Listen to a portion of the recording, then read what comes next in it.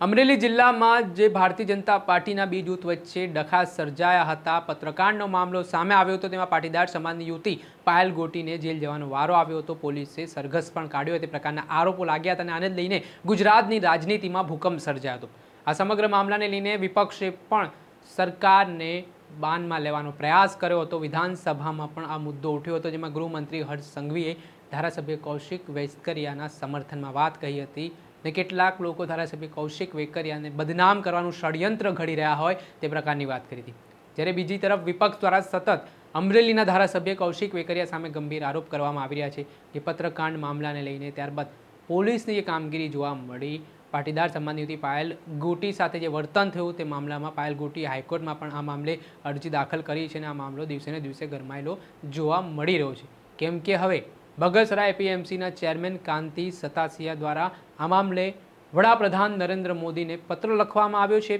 જે પત્રમાં તેમણે ગૃહમંત્રી હર્ષ સંઘવી અને અમરેલીના ધારાસભ્ય કૌશિક વેકરિયા સામે કેટલાક સવાલો ઉઠાવ્યા છે. એટલું જ નહીં, તેમણે અમરેલીની જે તપાસ એસપી જે એસઆઈટી બનાવવામાં આવી હતી તે તપાસનો રિપોર્ટ હજી સુધી પહોંચ્યા ન હોય તેવા પણ સવાલ ઉઠાવતા વાત કહી છે. જેમાં તેમણે પત્રમાં લખ્યું કે રાજ્ય કક્ષાના ગૃહમંત્રી હર્ષસંઘવી વિધાનસભામાં અમરેલી લેટરકાંડ વિશે નિવેદન બજેટમાં આપેલ કૌશિક વેકરિયાને બદનામ કરવા ષડયંત્ર કરેલ હતું. તેને કોઈ ખોટું કામ કરેલ નથી. વિધાનસભામાં સરકારનો કોઈ મંત્રી બોલે એટલે ઓન રેકોર્ડ રહેતું હોય છે. મુખ્યમંત્રી કે સંસદીય મંત્રી કે કોઈ પણ મંત્રી સરકારના પ્રવક્તાએ ગૃહની અંદર કે બહાર એવું કોઈ નિવેદન આપેલ નથી. હર્ષ સંઘવીનો આ વ્યક્તિગત અભિપ્રાય છે, આવું કોઈ બોલેલ નથી. તેનો અર્થ એવું થાય છે કે હર્ષ સંઘવી કૌશિક વેકરિયાને છાવરવા માંગે છે અને તેમના મુખ્યમંત્રી અને સરકારની મીઠી નજરથી સહમતિ છે.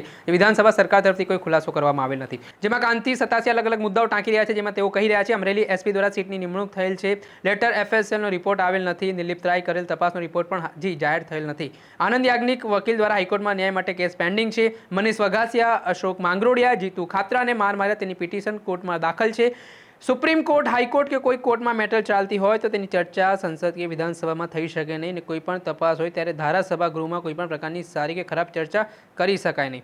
જેમાં જે અલગ અલગ મુદ્દાઓ ટાંકીને કાંતિ સતાસિયાએ જે આક્ષેપો કર્યા છે એના મામલે વડાપ્રધાન નરેન્દ્ર મોદીને તેમણે પત્ર લખીને માંગ કરી છે કે આમાં તટસ્થ અને ન્યાયિક તપાસ કરવામાં આવે. તેના કારણે ફરી એકવાર રાજકારણ ગરમાયું છે. ત્યારે જોવાનું દર્શક મિત્રો, એન કવરેજ ન્યૂઝને આપ લાઇક કરી લો, સબસ્ક્રાઇબ કરી લો અને શેર કરવાનું ભૂલતા નહીં.